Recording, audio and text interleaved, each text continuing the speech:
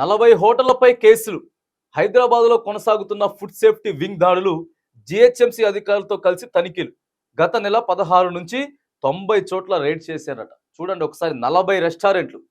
Total Hyderabad వ్యాప్తంగా 40 restaurant మీద కేసులు బుక్ చేసిర్రు. జీహెచ్ఎంసీ అధికారులతో కలిపి దాడులు జరుగుతూ ఉన్నాయి. గత 4-5 రోజులుగా దాడులు నిర్వహిస్తూ ఉన్నారు.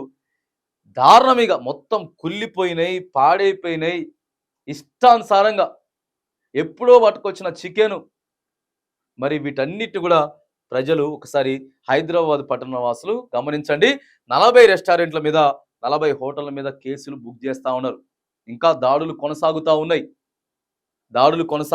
చూడండి ఒకసారి, హైదరాబాద్లో ఫుడ్ సేఫ్టీ అధికారుల దాడులు కొనసాగుతున్నాయి. State food safety, transport, GHMC అధికారులు కలిసి హోటళ్లు, రెస్టారెంట్లు, బార్లు, పబ్లు తనిఖీలు నిర్వహిస్తున్నారు. ఈ తనిఖీల్లో దిమ్మ తిరిగే విషయాలు బయటికి వస్తున్నాయి. పేరొందిన హోటల్స్, రెస్టారెంట్స్ మొదలు బార్లు, పబ్ల వరకు నాణ్యత లేని ఆహారం వండి వడ్డిస్తున్నట్టు అధికారులు గుర్తించారు. కిచెన్లు అపరిశుభ్రంగా ఉండడం, పురుగుబట్టిన, పాడైపోయిన, కాలం చెల్లిన వస్తువులు, 2-3 రోజులు నిల్వ ఉంచిన చికెన్ను వినియోగిస్తున్నట్టు కూడా అక్కడ అధికారులు గుర్తించారట. ప్రధానంగా మళ్ళా మనం చెప్తా ఉన్నాం, ఎక్కువగా మనం హోటళ్ళకి, రెస్టారెంట్కి, బయట ఫుడ్కి మనం ప్రాధాన్యం ఇస్తూ ఉన్నాం. కానీ ఇంకో బయట జరిగేటటువంటి తతంగం అంతా కూడా ఇది.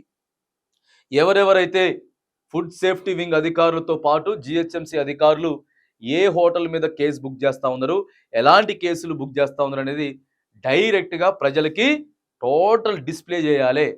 ఆ హోటల్ నేమ్స్, రెస్టారెంట్ నేమ్స్ మొత్తం కూడా ఏ ఏరియాలో ఉన్నది అనేది మొత్తం కూడా ఖచ్చితంగా డిస్ప్లే చేయాల్సినటువంటి అవసరం ఉన్నది.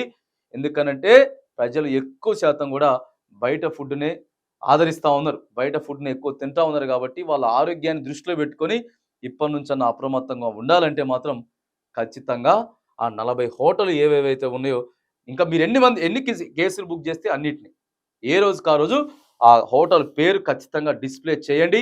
ఎలాంటి కేసులు బుక్ చేసా కూడా డిస్ప్లే చేస్తేనే హైదరాబాద్ పట్టణ వాసులంతా కూడా మరి అప్రమత్తంగా ఉండే అవకాశం ఉంటుంది. కాబట్టి లేదా మీ దాడులు ఈ 2-3 రోజుల్లో కంప్లీట్ అయిపోయిన తర్వాత టోటల్గా ఏదైతే ఉన్నదో ఆ డేటాని మొత్తాన్ని కూడా ప్రజల ముందు ఉంచే ప్రయత్నం చేయాలని కూడా మనం అడుగుతా ఉన్నాం.